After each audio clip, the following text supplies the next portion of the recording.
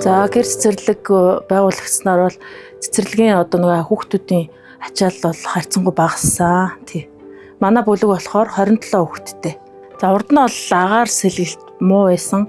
Дээгүүрээ нөө пилонктой байсан. Тэгээд нөгөө агарын тэм нөгөө цэвэршүүлэгч тэм юу байдгүй байсан.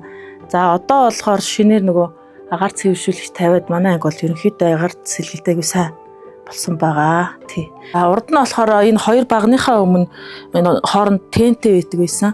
Тий. Бас нөгөө давхар юм шалны алаалттай. Тэгээ бол яг шалны алаалттай болохоор хүүхдүүд доороосоо ингээ халахаар нөгөө нэг буйл мөл нь бас айгүй их өрөвсдөг байсан. Тий. За тэгээд энэ шалны алаалт энэ одоо хоорондох зайд юу болохоор хүүхдүүд ингээд тен мен дээр бас нэг тэгэлж мэгэлж гээд бас ангийн нөгөө нэг зайд бас айгүй их нөлөөлдөг байсан. За энэ халаагуур болохоор гаднах агаарыг сенсорээ ингээд одоо эргэлдүүлээд доторх агаарыг цэвэршүүлээд хүүтэй агаарыг дулаан болгож ангид одоо дулаанаа өгдөг байгаа.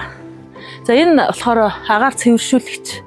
Энийг энэ залгуур аранд тогонд залгаад дотор байгаа бохир агаарыг одоо энд байгаа энэ агаар цэвэршүүлэгчээр дамжуулаад тэгээ агаар цэвэршдэг.